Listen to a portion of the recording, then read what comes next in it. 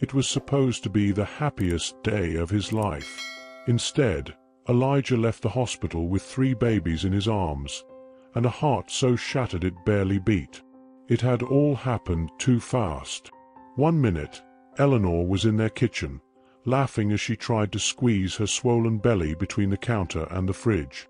The next, she was on a stretcher, pale and sweating, clutching his hand with a fear in her eyes he had never seen before. The doctors didn't make promises. The nurses moved too quickly. There was blood. Too much blood. In that cold, sterile room filled with the sound of beeping monitors and rushed instructions, Eleanor whispered her last words to him. "Promise me you'll protect them. No matter what, Elijah. Promise me." She never got to hold them. When the machines went flat, Elijah didn't scream. He didn't cry.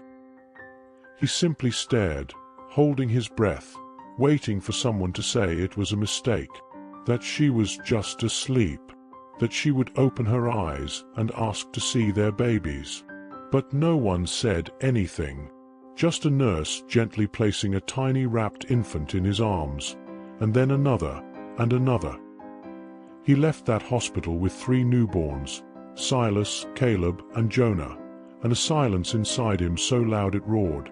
Evergreen, Colorado, in winter, was quiet. Snow sat heavy on the rooftops, the streets dusted in white, the trees bare and still. The house Elijah brought his sons home to felt like a photograph someone had forgotten to take down. The baby clothes were neatly folded. The bassinets were lined with soft blue blankets. The mobiles above each crib still played that same gentle tune Eleanor had insisted they pick out. The walls of the nursery were painted with hand-drawn stars and little animal decals she'd spent weeks placing one by one, humming as she worked. Her mug was still in the sink, lipstick mark on the rim. Her coat still hung by the door. But she was gone. Elijah had never been alone in that house. It had always been the 2 of them, laughing about baby names, dancing in the kitchen, arguing about stroller brands and crib safety. Now, it was him and 3 tiny, breathing reminders of everything he had lost. Those first days blurred together. Feedings every 2 hours. Diapers piling up. Bottles tipped over in the sink. The wailing cries of infants who didn't understand grief, but felt the absence of warmth, of heartbeat, of mother. Elijah moved like a ghost. He set alarms for feeding times. He kept a notebook with schedules and notes from the doctors. He stayed awake through nights that felt infinite, walking back and forth through the hallway with a baby in each arm and the 3rd strapped against his chest. He cried silently, not because he was weak, but because he didn't know what else to do with all the love he still had for Eleanor and nowhere to put it. His hands shook from exhaustion. His eyes were sunken. He forgot to eat. He stopped answering texts from friends. People offered help, meals, favors, but no one could give him the one thing he wanted, her. And yet, he didn't quit. Every diaper change, every midnight feeding, every lullaby sung in a cracked voice, Elijah did it all. Not out of obligation, out of love. A love so fierce it eclipsed even the pain. There were moments, small, fleeting moments, that gave him enough air to keep going. Like the time Caleb wrapped his tiny fingers around Elijah's thumb for the first time, or when Jonah smiled in his sleep, or when Silas let out a soft coo that echoed through the quiet house like sunlight breaking through a storm cloud. But those moments were always followed by memories. He would look at them and see her. Caleb had her eyes, deep and full of questions. Jonah had her chin, the same shape she used to rest in her palm when she read at night. Silas had her soft, rounded cheeks that flushed pink whenever she laughed. They were her in fragments, and that made loving them both beautiful and unbearable. One night, after the babies finally fell asleep, Elijah wandered into their bedroom. It looked untouched, her perfume still on the dresser, her side of the bed undisturbed. He opened the closet and found the dress she had planned to wear home from the hospital. He pressed it to his face and fell to the floor, sobbing for the first time since the day she died. He begged her to come back. He whispered apologies he knew she'd never hear, and when he had nothing left to say, he just laid there, wrapped in her scent, while the baby monitor crackled softly in the background. In the months that followed, Elijah lived in a fragile routine. Mornings were a blur of bottles and burp cloths. Afternoons were for laundry and soft music. Evenings were when the house felt heaviest, when the shadows stretched longer and her absence became more unbearable. Nights were battles, sometimes with crying infants, sometimes with memories that refused to stay buried. But through it all, he never stopped being there for them.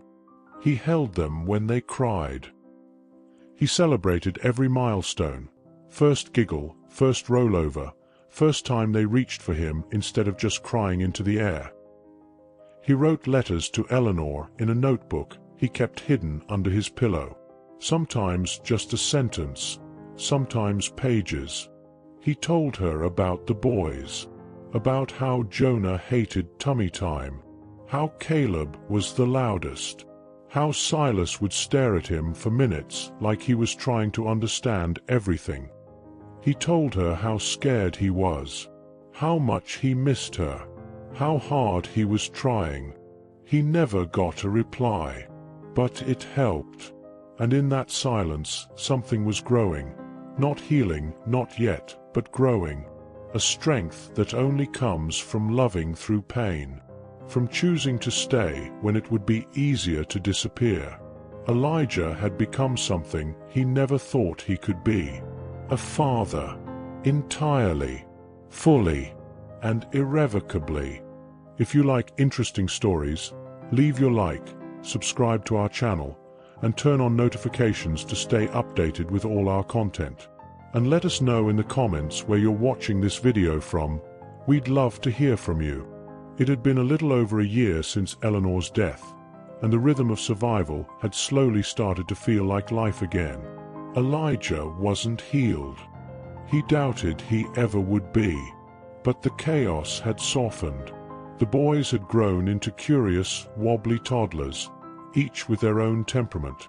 Caleb was bold and loud, already trying to climb things he shouldn't. Silas was observant, always watching his brothers before making a move.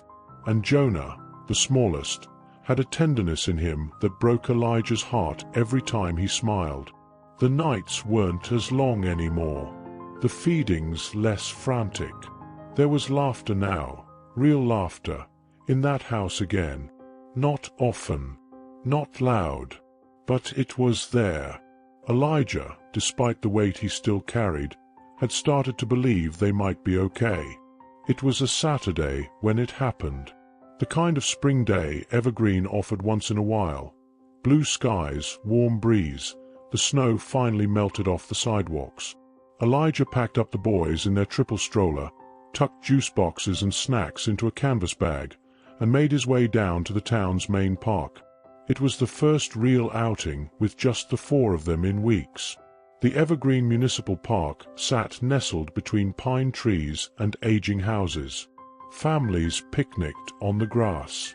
Children ran between swings and slides. The smell of grilled burgers floated in the air. It was peaceful, ordinary, exactly what Elijah needed.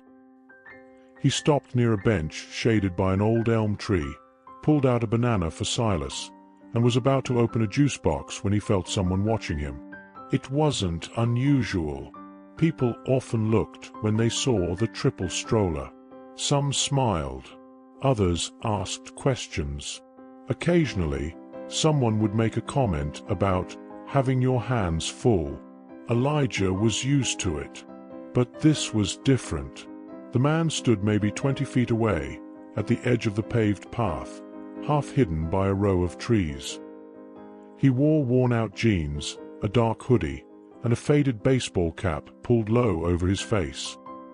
His hands were in his pockets, and his stance wasn't threatening, just still, too still.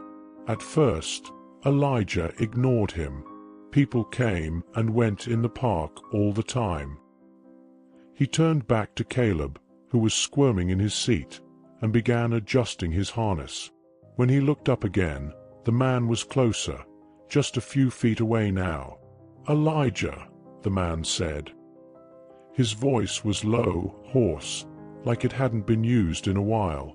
Elijah froze. He didn't recognize the voice or the man. He stood up slowly, keeping one hand on the stroller. "Do I know you?" he asked. The man didn't answer the question. He just stared at the boys, his eyes sharp beneath the shadow of his cap. "These kids," he said, almost like he was talking to himself, "they're not yours." There was no emotion in his voice. Not anger, not bitterness, just certainty. Elijah's stomach dropped. "What did you just say?" he asked, not loud, not angry, just stunned. The man took one small step closer. "You shouldn't have them. They don't belong to you." The words didn't make sense at first. They weren't the kind of thing your brain accepts easily. Elijah stared at him, waiting for a punchline, for a smirk, for some clue that this was a terrible joke. But there was none. Just that flat, steady stare. Before Elijah could react, speak, move, the man turned and walked away, calmly, like he had just delivered a package. No rush, no fear. He disappeared down a wooded trail behind the picnic area. Elijah didn't chase him. He stood there, heart pounding, arms tense, his eyes flicking between the path where the man had vanished and the three small faces looking up at him with innocence and trust. It had only taken 10 seconds. 10 seconds to unravel everything he thought was real. He packed the boys up in silence, his hands trembling as he buckled each strap. He walked them home without speaking a word, barely remembering the turns, barely feeling the wind against his face. That night, after he put them to sleep, Elijah sat on the floor of the living room. The house was dark except for the nightlight glowing in the hallway. He didn't turn on the TV, didn't touch his phone. He just sat there, replaying those 5 words over and over. "They're not yours." It wasn't the tone that haunted him. It was the certainty. He wanted to believe the man was drunk, delusional, mistaken. But something in the way he said it stuck. What if it wasn't random? What if that man knew something? What if those babies, his babies, weren't really his? He thought of Eleanor, of their conversations, of the way she changed when she got pregnant. She'd been scared, even after they were married. He'd always chalked it up to hormones, anxiety, the stress of motherhood. But what if it was something more? Had she hidden something from him? Elijah didn't sleep that night, not even for a minute. He sat by the crib, watching the slow rise and fall of Jonah's chest, the tiny twitch of Caleb's fingers, the way Silas sucked on his pacifier even in his dreams. He felt a coldness settle in his chest. He had survived Eleanor's death. He had survived the first year of fatherhood alone.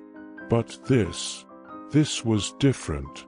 This was the kind of fear that doesn't scream. It whispers.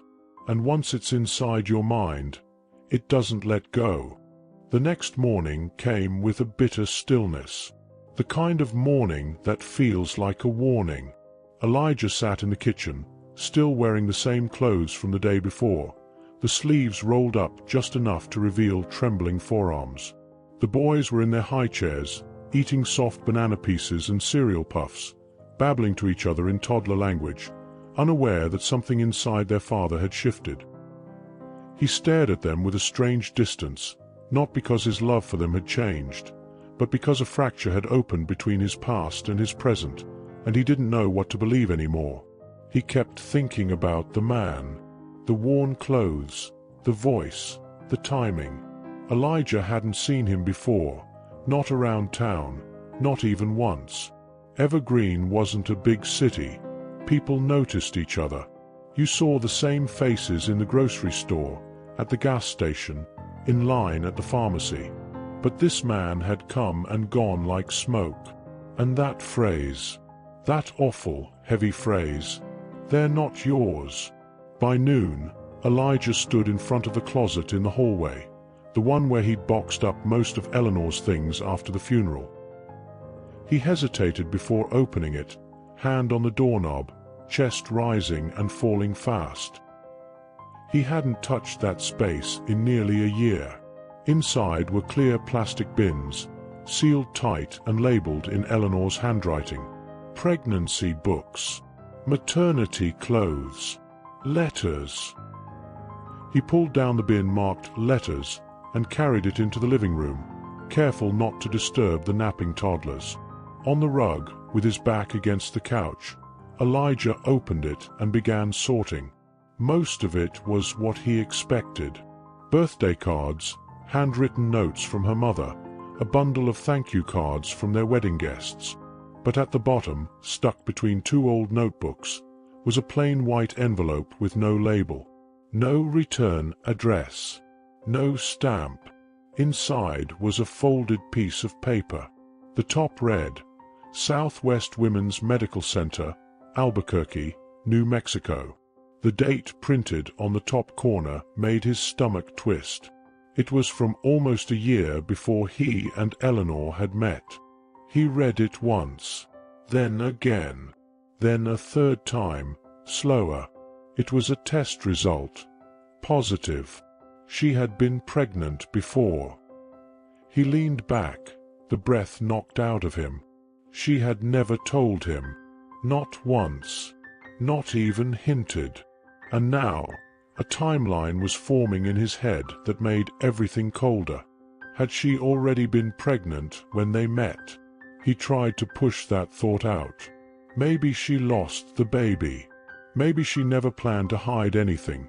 Maybe it just hurt too much to talk about.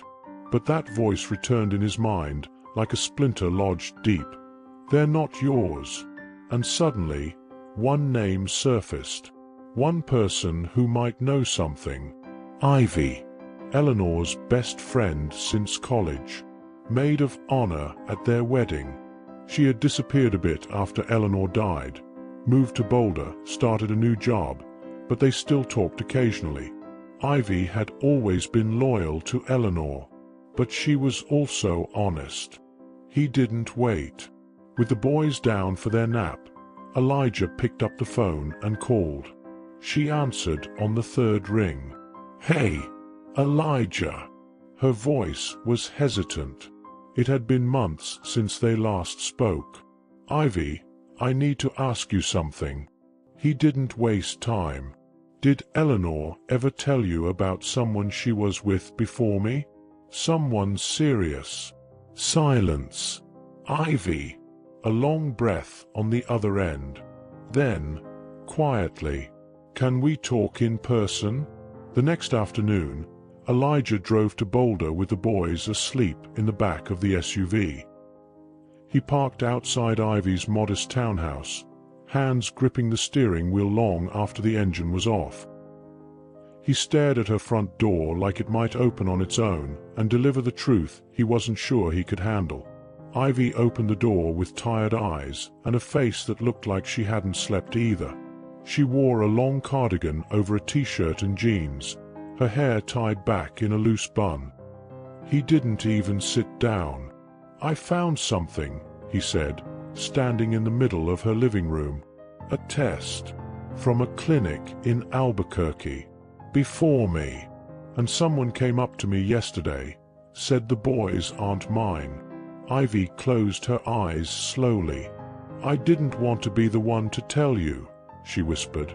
"Not after everything." Elijah's hands were clenched now, not in anger, but fear. "I need the truth. All of it." Ivy nodded. then sank into the couch like the weight of what she was about to say might crush her. Before you, there was someone else. His name was Trent, she began. He and Eleanor were together for almost 2 years. It wasn't a good relationship. He was intense, controlling, sometimes mean. But she stayed longer than she should have, hoping he'd change. Elijah felt the room start to fade around him, but he stayed locked on her voice. When she found out she was pregnant, she was terrified, and when she told him, he vanished, just disappeared. She called me crying, from that same clinic in Albuquerque. She didn't know what to do. She was alone, humiliated, and scared out of her mind. And then she met you. You gave her something different, something she didn't think she deserved. So she never told you. Elijah lowered himself into a chair across from her. His voice was low, flat. So you're saying, they're not mine? Ivy looked straight at him, tears forming. Biologically? No, they're Trent's. But, Elijah, you're the only father they've ever had. You're the one who stayed. He didn't respond. Not right away. Because something inside him was breaking again. Not the kind of break that comes with a loud snap. The quiet kind. The kind that shifts everything without making a sound. The drive back from Boulder felt endless. The interstate blurred beneath Elijah's tires. Mile after mile of gray asphalt cutting through pine-covered hills and distant farmland. The boys were asleep again in their car seats, their heads tilted, mouths slightly open, fingers curled against soft blankets. Innocent. Peaceful. He couldn't look at them. Not the same way. Not after what Ivy said. He gripped the steering wheel tighter, his knuckles white against the leather. His mind wasn't racing. It was sinking, like a weight being tied around every thought, dragging him down into a place he didn't recognize. They weren't his. Not by blood. Not by biology. The sentence echoed with a cruelty that felt unnatural. It fought against everything he believed, everything he had built with his bare hands and trembling heart. He had buried his wife, learned how to bathe 3 newborns at once. He had fought through nights of screaming and fevers and teething and silence so loud it ached. He had memorized each boy's cry. He had stayed when leaving would have been the easier choice. But now, with just a few words from Ivy, everything felt uncertain. Like maybe this life had always been borrowed. Back home in Evergreen, the house felt colder than usual. The moment Elijah stepped inside, a rush of memories hit him so fast he had to pause at the door just to breathe. The drawings Eleanor had painted in the nursery. The baby journal she'd started, her handwriting soft and rounded. The ultrasound picture still taped on the fridge. He thought about burning it all. For a second. A flash of fire and forgetting. But then Caleb stirred in his car seat. A soft groan, followed by a sleepy little sigh. And in that instant, Elijah felt the weight of everything he had to lose. He spent the evening in a haze, feeding the boys, changing diapers, running the bath. He moved like a man underwater, slow, mechanical, holding his breath. Every giggle, every tiny hand grabbing his shirt, every sleepy eye blinking up at him felt like a question he couldn't answer. When they were finally in bed, Elijah poured himself a drink. Just one. He hadn't touched liquor in almost a year, but tonight, his hands shook too much to resist. He sat at the dining table with an old photo album Eleanor had made during her pregnancy. Pictures of her smiling with her belly sticking out under a sundress. Notes she'd written in the margins in ink. Little jokes, dreams, names they considered but never chose. He flipped to the back, to the final page, where a photo of the three cribs stood side by side under the stenciled stars she had painted on the wall. He stared at it for a long time, jaw clenched, eyes burning. The doorbell rang. It was nearly 9 at night. He wasn't expecting anyone.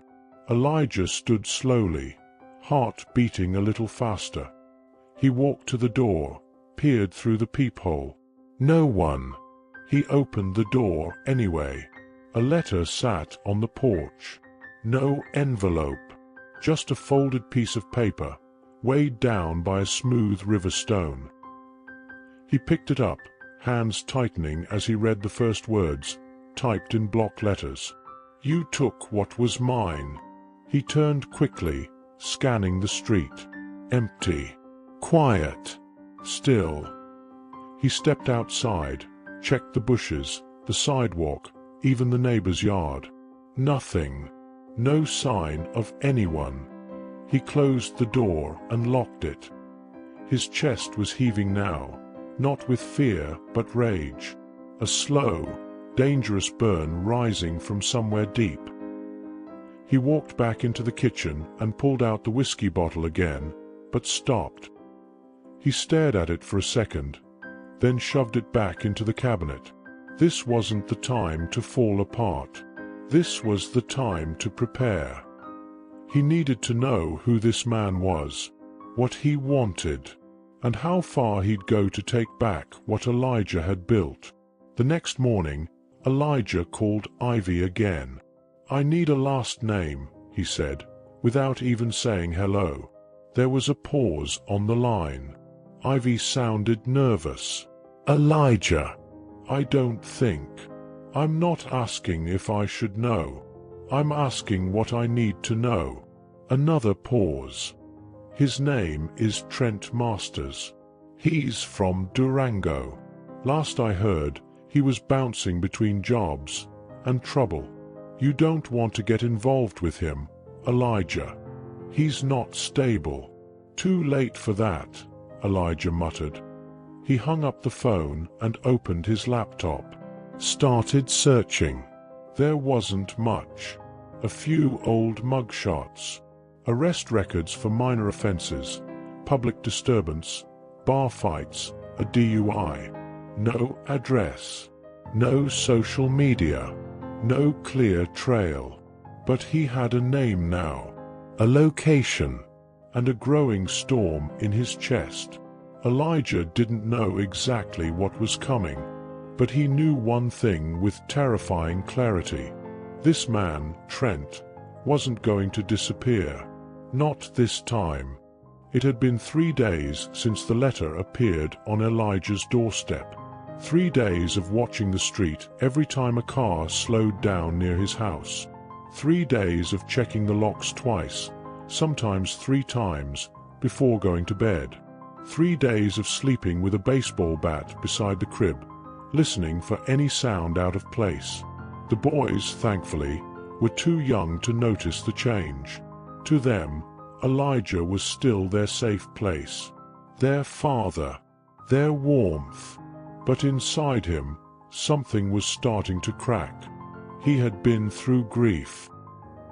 He had walked through the fire of losing Eleanor, raising 3 infants alone, and holding his life together with whatever threads he had left. But this was different. This wasn't grief. This was fear, and he hated it. That morning, he called his mother, Donna. She had always been a grounding force, the kind of woman who made chaos feel like order, who could look at a broken situation and somehow find the pieces that still fit. She arrived by afternoon, stepping into the house with a soft smile and the scent of lavender lotion trailing behind her. Her hug lasted longer than usual, and Elijah let it. "Talk to me," she said gently, once the boys were down for their nap. So he did. He told her everything. The man in the park, the clinic letter, Ivy's confession, the name Trent Masters, the note, the silence in the street that now felt like a threat. Donna listened without interrupting. She didn't flinch. When he finished, she sat back and crossed her arms. "Let me be clear," she said, her voice firm. "You are their father.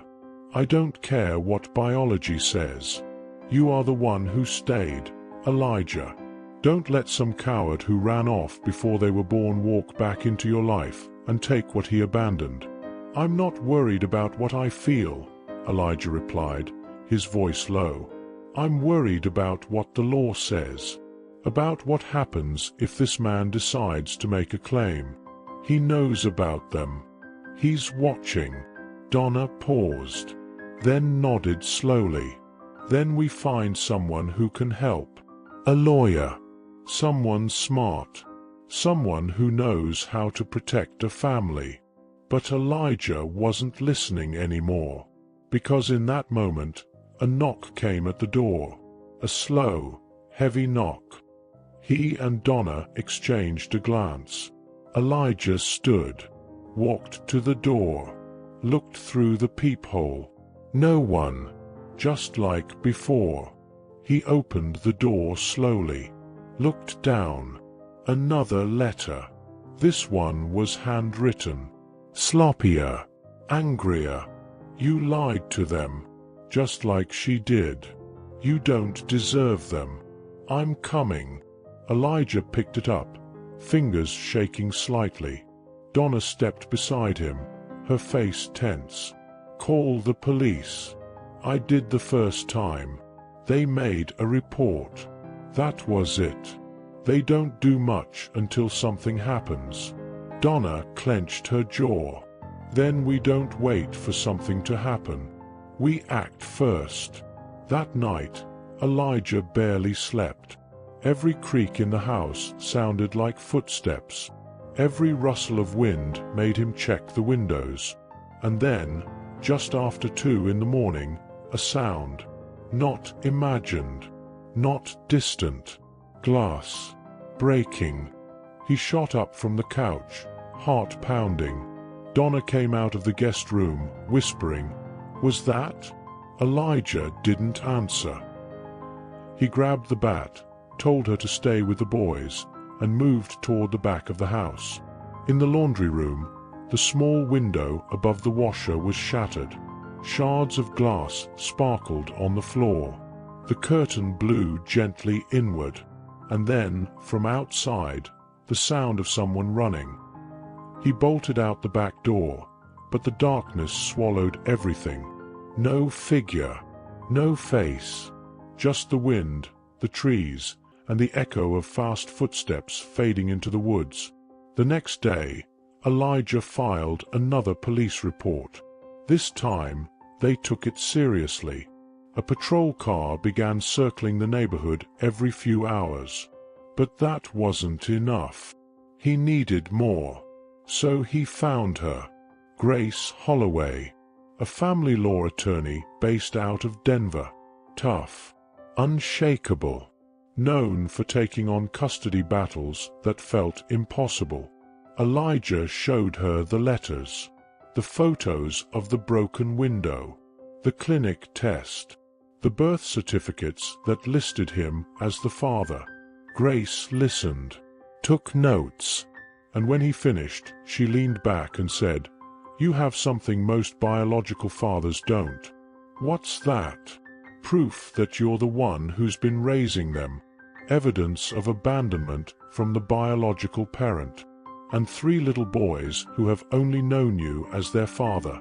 The law leans toward what's best for the child, not what's best for a man crawling out of the past."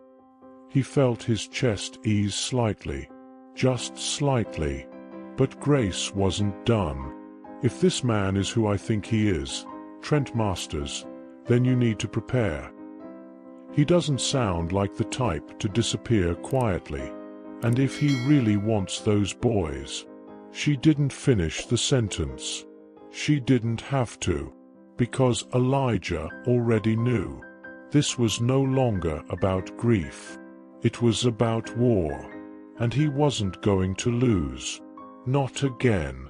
It was a Wednesday. Cloudy, still, unusually warm for early April in Evergreen. Elijah was standing under the pavilion at the same park where it had all started, where the man had first appeared. He hadn't planned to come back here, but Silas had been fussing all morning, and the boys needed air. He needed air. There was something about returning to the scene of a fracture, something that felt like testing the strength of your own scars. He kept them close this time. No stroller. One in the carrier on his chest, the other two walking beside him, strapped with tiny backpacks and bright Velcro shoes. Donna had sewn name tags onto every item of their clothing. Elijah didn't let go of their hands, not even once. He watched the trees, the trails, the benches, the bathroom doors, and then he saw him, across the park. Same man, same eyes, same quiet stillness. He was leaning against a tree near the basketball courts, wearing a dark windbreaker, hands in his pockets. He wasn't watching the park. He was watching them. Elijah's stomach turned to stone. He picked up Caleb with one arm and whispered, "Come on, boys. Stay with me." He walked quickly but didn't run. He knew running would scare the boys. He also knew that turning his back on that man was no longer an option. Once they were close to the car, Elijah opened the door, helped Jonah into the car seat first, then Silas. The whole time, he kept glancing back. The man was gone, vanished, again. But this time, Elijah was done waiting. He called Grace.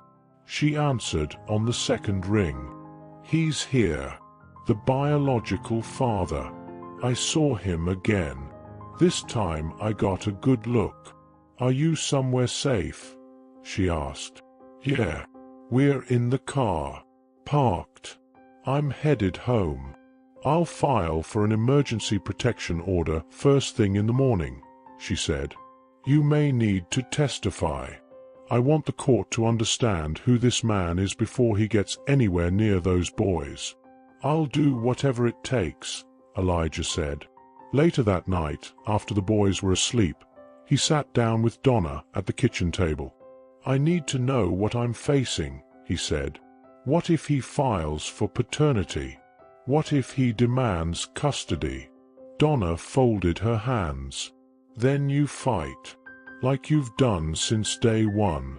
Elijah, you didn't ask for this storm, but you're standing in it now, and I've never seen you back down from anything." He wanted to believe her, but the truth was, part of him still felt like that man had already taken something. The peace, the certainty, the belief that love was enough. And the next morning, everything escalated. Grace called just after sunrise. Her voice was clipped, urgent. "He filed." Elijah's mouth went dry. "What?" "Trent Masters filed a petition for paternity verification and joint custody. He claims he only just found out about the boys, and that he wants to be involved in their lives. He abandoned Eleanor," Elijah said, trying to keep his voice level. "She told Ivy he disappeared when he found out about the pregnancy." "We'll need that in writing," Grace said. "Statements, witnesses. Every diaper, every doctor visit, every birthday you've spent with those kids. We document it all. Because if he's serious, this won't go away quietly." Elijah nodded, even though she couldn't see him. He didn't cry. Not this time. He didn't panic. But later, when he went into the nursery and saw Silas sleeping curled up against Jonah, while Caleb had rolled himself into a ball on the floor next to the crib, Elijah felt a wave of protectiveness so violent it made his whole body tense. "They are mine." Not because Eleanor chose to keep her secret. Not because the paperwork said so. But because he knew every freckle on their faces. Every mole. Every birthmark. Because he could pick out their cries in the dark. because he had built his entire life around them when the world had given him nothing but grief. He had buried their mother and brought them home from the hospital with shaking hands and no roadmap. He had fed them when he hadn't eaten, rocked them when he couldn't sleep, and if Trent thought he could stroll in now, after all this time, and take them, he didn't know Elijah. Not at all. If you're enjoying this story, leave your like, subscribe to our channel, and turn on notifications to stay updated with all our content. The courthouse in Jefferson County sat on a hill, just outside Denver, a cold and bureaucratic building made of gray concrete and sharp angles. Inside, it smelled like old paper and quiet tension. Elijah had never set foot inside a courtroom before, but now, it felt like this building would decide the rest of his life. He sat in the hallway outside courtroom 3B, dressed in a dark suit that hadn't been worn since Eleanor's funeral. His hands were clasped tightly in his lap, his knees bouncing with a nervous energy he couldn't contain. Across from him sat Grace Holloway, flipping through a thick folder of documents. Her face was unreadable, calm, but focused. She was dressed simply, in a navy blue blazer and black slacks, her hair pinned back tightly, her eyes sharp behind rectangular glasses. Elijah had learned quickly. Grace didn't speak unless it mattered, and when she did speak, people listened. "Elijah," she said, looking up from the folder. "You know what's about to happen in there, right?" He nodded. "Preliminary hearing. Paternity and custody petition." "Exactly. Trent will be present. You don't speak unless the judge asks you directly. I'll handle everything. Just keep your focus on why we're here." Elijah took a deep breath. He could hear faint voices behind the courtroom door, the shuffling of lawyers and clerks preparing for the session. He thought of the boys, at home with Donna, probably watching their morning cartoons, unaware that their father was fighting a battle that could change everything. The door opened. The bailiff called both parties in, and there he was, Trent Masters. He looked different in daylight, taller than Elijah expected, lean, with sun-weathered skin and dark stubble. He wore a wrinkled button-down shirt and black jeans, but it was the eyes that stopped Elijah cold. They were pale blue, shallow, almost empty. The kind of eyes that didn't give anything away. Trent didn't look at Elijah as he walked in. He looked straight ahead, as if this wasn't personal, as if he were walking into a meeting he was mildly late for. Grace leaned in close and whispered, "Don't look at him. Look at the judge." The judge was a woman in her 60s with gray hair and a firm voice, Judge Sandra Latham. She scanned the case file with sharp eyes. The hearing began. Trent's lawyer spoke first, a younger man with slicked back hair and a too confident smile. He explained that his client had only recently discovered the existence of the children, that he wished to take responsibility now, and that a paternity test was being requested to establish biological ties. Grace rose next, her tone crisp but controlled. "Your Honor, my client, Mr. Elijah Gray, is the only parental figure these children have ever known. He was present at their birth. He has raised them, fed them, clothed them, and loved them every single day since the death of their mother. We are not denying biology. We are stating that biology alone does not make a father." The judge raised an eyebrow. "Is there evidence of abandonment by Mr. Masters?" Grace nodded and handed over a document. "Yes, Your Honor. We have a signed statement from Eleanor Gray's close friend, Ivy Castillo, confirming that Mr. Masters left the relationship upon learning of the pregnancy.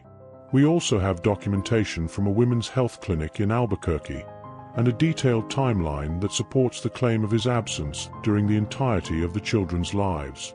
The judge flipped through the pages. "I see."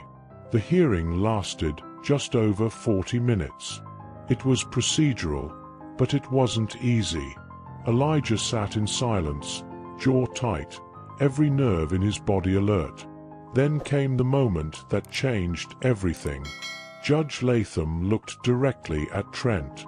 "Mr. Masters, do you have any prior arrests or pending charges that this court should be aware of?"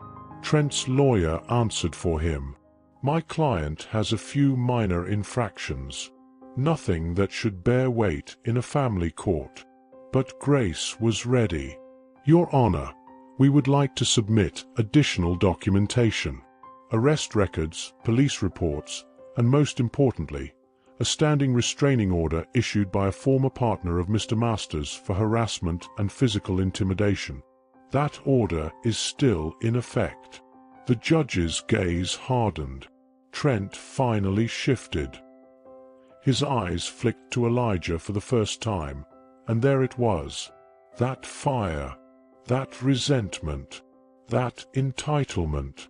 Judge Latham leaned back in her chair. "Here's what's going to happen," she said firmly. "We will proceed with a court-ordered paternity test. Until that result is confirmed, there will be no custody rights established. Given the seriousness of the prior restraining order, if temporary visitation is granted at any point, it will be under professional supervision and only within the presence of Child Protective Services." Trent stood, clearly agitated. His lawyer whispered something quickly to calm him down. Elijah stayed still. He could feel the heat rising in his chest, but he held it in. Grace had warned him, "Don't let him see you angry. That's what he wants." The session ended. They were instructed to return in 3 weeks. As Elijah left the courtroom, he felt Trent's eyes on him again, boring into his back. But he didn't turn around. He didn't need to. He knew exactly what kind of man was behind him, and he knew, now more than ever, what he was fighting for. 3 weeks passed like sand through trembling fingers. Elijah barely remembered the days in order. Everything blurred together. Early morning diaper changes, lunchtime tantrums, afternoon naps, long nights sitting by the window waiting for something to happen, or worse, for someone to show up. He kept the boys' schedule tight, predictable, safe.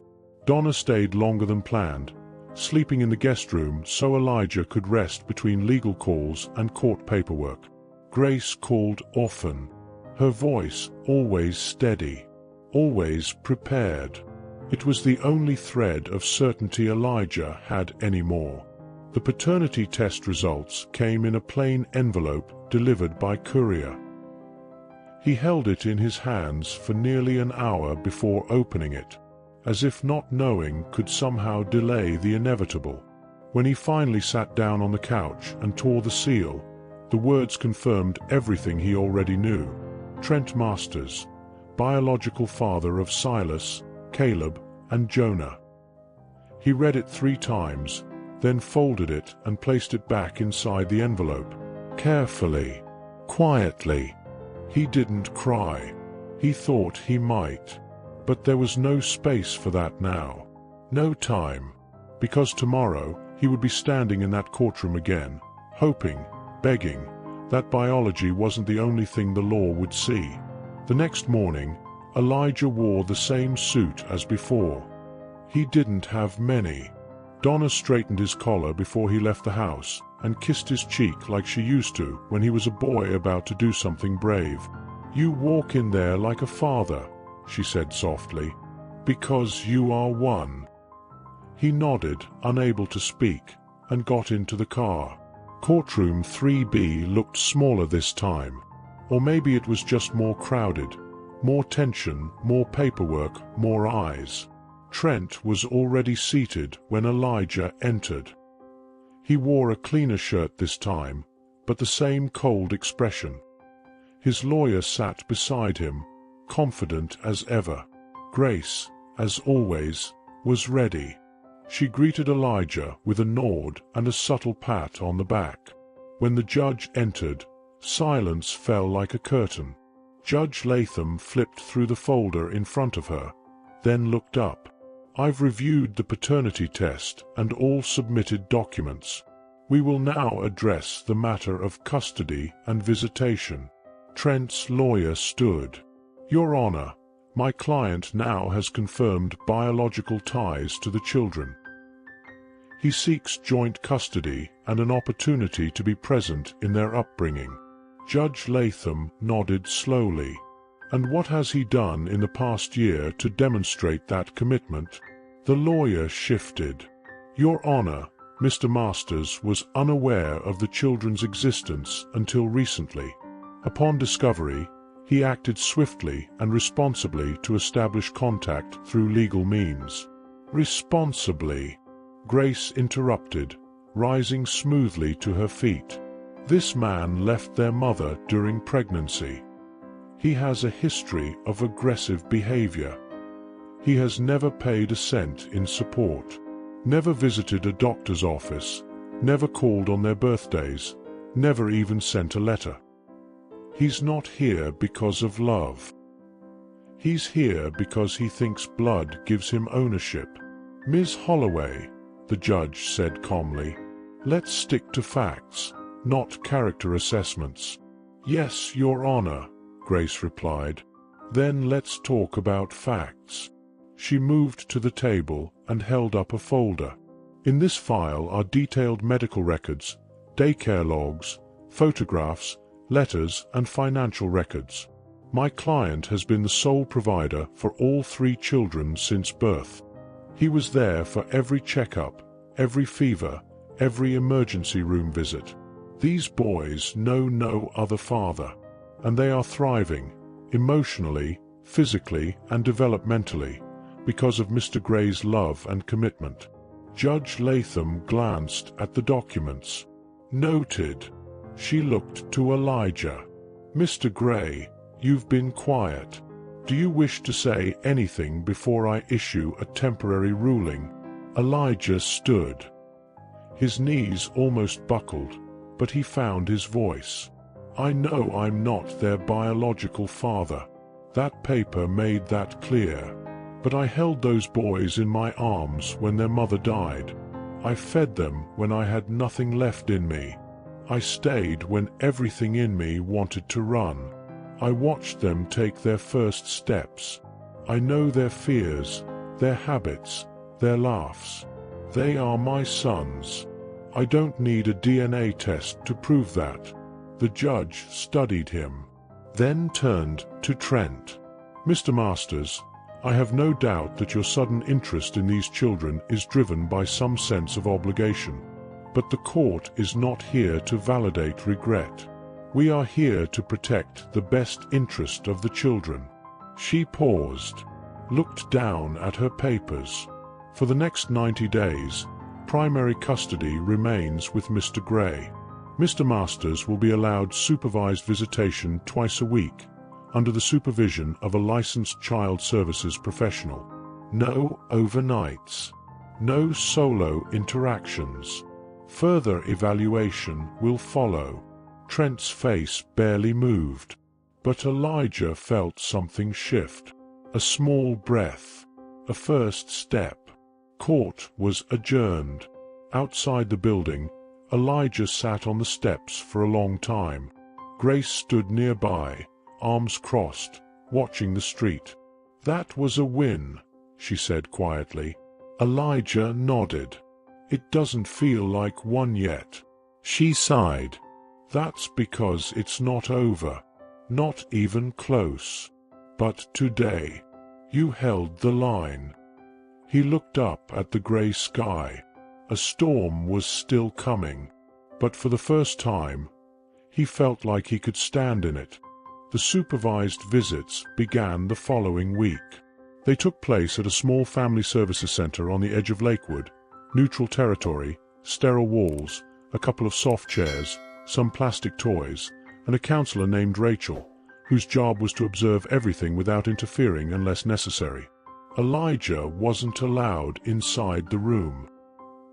He had to watch through a glass panel from a nearby hallway, heart pounding every time the door opened and Trent stepped in. The first visit was surreal. The boys didn't recognize him. Not even a flicker of familiarity. Caleb clung to the caregiver. Jonah looked confused, eyes darting from face to face. Silas sat on the floor, staring at the man with his arms crossed in quiet defiance. Trent tried. Elijah would give him that. He spoke to them in a soft voice, handed them toys, asked their names like he didn't already know them. But there was no spark, no connection. Elijah stood frozen behind the glass, hands clenched at his sides. He didn't want to admit it, but part of him had feared this moment, that maybe, somehow, the boys would feel something, an instinct, some hidden biological pull that would make them turn toward Trent and away from him. But they didn't. Not that day. Not the second. Not the third. Rachel's notes, later shared with the court, were short and clear. Children appear uncomfortable. No visible bond. Mr. Master's presence does not elicit familiarity or trust. Still, the visits continued. Until the fourth one. That afternoon, Elijah noticed something different the moment Trent entered the room. He was anxious, twitchy. His hands moved too fast. His eyes darted around the space like he was tracking something invisible. Caleb dropped a toy and Trent snapped. "Pick it up." Not loud, but sharp. Too sharp. Rachel raised her eyebrows and took a step forward. Then Trent laughed, nervously, and looked toward the glass. For the first time, he acknowledged Elijah's presence, lifting his hand in a slow, mocking wave. Elijah didn't move. But inside, a storm was building. That night, Grace called with news that would tip the scale. "We got a new batch of records," she said. A creditor from Durango reached out. Trent's drowning in debt. 3 credit cards in default. An eviction notice from last month. His car's been repossessed. Elijah sat in silence, eyes closed. Grace continued. That, combined with the restraining order, the failed visitation, and the abandonment timeline, I think we have grounds to file a motion to revoke visitation entirely. We also request that the court require proof of stability, employment, housing, counseling, before he can petition again. "You think it'll work?" Elijah asked. "I think we've got enough to make the judge take this seriously. More importantly, I think Trent knows it too." She paused, then added, "He's losing his grip. That makes him unpredictable." That warning came true sooner than Elijah expected. 2 days later, Donna opened the front door to find a manila envelope on the doormat. No postage. No return address. Just their address written in sharp black marker. Inside were photographs. Dozens of them. Elijah and the boys at the park. At the grocery store. Walking down the street near the library. Some taken from a distance. Some from behind bushes. One of them, taken through the window, showed Elijah asleep on the couch with Jonah curled on his chest. Donna nearly dropped the photos when she brought them inside. Elijah stared at them in silence for several minutes before speaking. "I'm calling Grace. This changes everything." That evening, the emergency motion was filed. The photographs were included as exhibits. Grace didn't sugarcoat the filing. Harassment, possible stalking, endangerment of minors, prior violent behavior, no employment, no housing, no contribution to care. They didn't ask for supervised visits anymore. They asked for no visits at all. And within 48 hours, the court responded. Judge Latham scheduled an emergency hearing. Grace stood in front of the bench, her voice low but intense. "Your Honor, this is no longer about parental rights. This is about the safety and well-being of 3 young children who have already suffered the trauma of losing their mother. What we're seeing here is a pattern of instability and intimidation by a man with a documented history of violence and abandonment. This court cannot allow him access, supervised or not, until there is irrefutable proof that he is no longer a threat." Trent was present. He didn't speak. He didn't have to. The pictures spoke for him. Judge Latham closed the folder. Effective immediately, all visitations are suspended. Mr. Masters is to have no contact, direct or indirect, with the children or Mr. Gray. He may not file for custody or visitation again without documented, substantial, and sustained change in behavior, circumstance, and legal standing. This order is indefinite and enforceable statewide. There was no applause, no cheering, just silence. Trent stood, his jaw clenched. His lawyer whispered something, but he didn't respond. He turned once toward Elijah, eyes narrowed, rage and helplessness coiled behind them, then walked out of the courtroom and didn't look back. Elijah stayed seated. He couldn't move. Not yet. His legs felt weak, his breath short. Grace leaned down beside him. "It's done," she said quietly. "He's out." Elijah nodded once, then exhaled a breath he didn't know he'd been holding for over a year. The grass in Evergreen was greener than it had been in years. It was early June now, and the snow that once blanketed the town like silence was just a memory. In its place, wildflowers stretched along the hillsides. Trees rustled with full leaves. Life had returned to the little town, and for the first time in a long time, Elijah felt it had returned to him too. It had been exactly 123 days since the judge signed the final court order. 4 months and 1 day since Trent Masters had walked out of that courtroom and vanished without a word. No more letters. No more photographs. No more shadows watching from a distance. Just peace. But peace, Elijah had learned, wasn't something that arrived all at once. It came slowly, quietly, like sunlight seeping through the cracks of a dark room, one sliver at a time. He still woke early every morning, before the boys, before the birds, while the house was still full of that soft kind of silence that doesn't feel empty, but whole. Some mornings, he sat at the kitchen table with a mug of coffee and read through Eleanor's old journals. Others, he stood at the edge of the boys' room and watched them sleep, the 3 of them tangled in blankets and each other, growing, healing, safe. The nightmares had mostly stopped. Not completely. Sometimes he still dreamed of her, Eleanor, in flashes. Her smile, her laugh, the way she used to hum while folding baby clothes, as if each tiny onesie deserved a song. And sometimes she was crying, standing at the edge of his dreams with her hands over her belly, mouthing words he couldn't hear.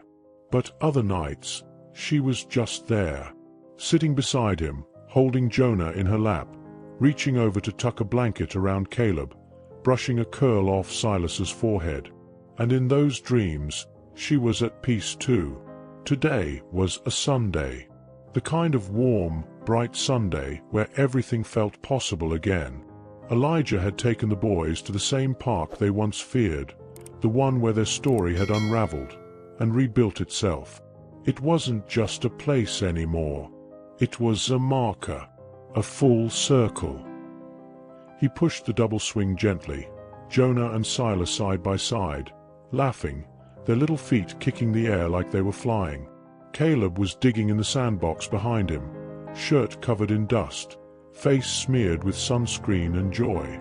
Donna sat nearby on a bench, a large sun hat shielding her from the heat, knitting something Elijah hadn't asked about yet. She glanced up every so often, keeping count of her grandsons like a quiet guardian angel. Elijah had never seen her look so light. He took a deep breath, leaned back against the metal pole of the swing set, and let himself feel the moment. Really feel it. The warmth of the sun, the sound of children playing in the distance, the rustle of wind through the trees, the small, chubby hand of Jonah reaching back for his as the swing slowed to a stop. "Daddy," Jonah said, breathless, "can we stay here forever?" Elijah smiled. "I wish we could." "Why not?" Jonah asked, genuinely confused. "Because," Elijah said, crouching down to meet his son's eyes, "if we stay here forever, we'll miss all the other amazing places we still have to go." Jonah nodded thoughtfully, then threw his arms around his father's neck in one of those hugs that seemed to stop time. Elijah closed his eyes. He had won. Not in a courtroom. Not really. He had won something bigger than any legal battle. He had earned the right to keep waking up to Silas's endless questions, to Caleb's wild energy and fearless heart, to Jonah's soft soul and quiet strength. He had earned their trust, their laughter, their love, and they had given him something he never thought he'd feel again. Home.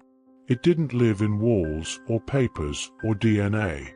It lived in the way they reached for him when they were scared, the way they asked him to kiss their bruises, the way they said, "I love you," before they even knew what those words really meant. That night, back at the house, Donna made dinner, chicken and mashed potatoes, Eleanor's old recipe, and the boys set the table, each one carrying a fork like it was a sword in a knight's quest. After the meal, Elijah tucked them into bed one by one. He read them a story about a bear who protected his cubs through every storm. And when Jonah asked if the bear was a real bear or a daddy bear, Elijah simply said, "Both." Later, once the lights were off and the boys were asleep, Elijah stepped out onto the porch. The sky above Evergreen was impossibly clear. Stars everywhere. He sat on the steps with a cup of tea, Eleanor's photo resting gently on the table beside him. For a moment, he let himself believe she was there, watching, listening, and he spoke softly into the night. "I did it, Elle. I kept my promise." He looked back at the house, their house, filled with life again. No more courts, no more fear, just bedtime stories, soccer games, birthday cakes, ordinary days that felt like miracles. And for the first time since she left, Elijah knew he was allowed to be happy, not because the past didn't matter, but because love, real, unwavering, no matter what love, was always worth fighting for. And he had fought, and he had won. And if you like this story, you'll surely love the next one appearing on your screen. Don't forget to subscribe to our channel, leave your like, and turn on notifications. See you next time.